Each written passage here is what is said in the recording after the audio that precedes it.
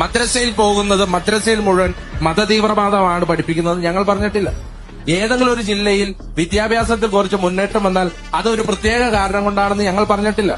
ഏതെങ്കിലും ഒരു ജില്ലയിൽ ക്രിമിനൽ കേസ് കൂടിയാൽ അത് ISIക്ക് വേണ്ടിയാണെന്ന് ഞങ്ങളാരും പറഞ്ഞിട്ടില്ല. അപ്പൊ ഇത് ചരിത്രപരമായ പല ഒക്കേഷൻ എടുത്താലും ഇതൊക്കെ എങ്ങനെയാണ് ഉണ്ടായതെന്ന് നമുക്കറിയാം. പിന്നെ എങ്ങനെയാണ് BJP രാജ്യത്ത് ഇത്രയും ശക്തി പ്രാപിച്ചത്? അത് സ്വയം വിമർശനാത്മകമായി എടുക്കുന്നതായിരിക്കും നല്ലത്.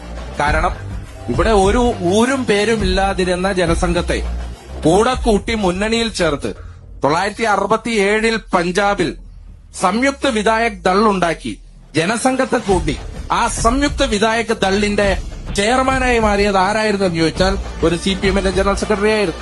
അടിയന്തരാവസ്ഥയ്ക്ക് ശേഷം നമുക്കറിയാമല്ലോ പാലക്കാട്ടെ ചിത്രങ്ങളൊക്കെ ഇപ്പോഴും അവൈലബിൾ ആണ്. ഈ രാജ്യത്ത് BJP കേരളത്തിൽ LK അദ്വാനി BJPക്ക് അല്ലാതെ ഒരു സ്ഥാനാർത്ഥിക്ക് വേണ്ടി കേരളത്തിൽ ഒരു രാഷ്ട്രീയ പ്രസംഗം നടത്തിയിട്ടുണ്ടെങ്കിൽ അത് ശിവദാസ മേനോന് വേണ്ടിയിട്ടാണ്, പാലക്കാടാണ്. അപ്പൊ ആരാണ് വർഗീയതയിൽ വെള്ളം ചേർത്തത്?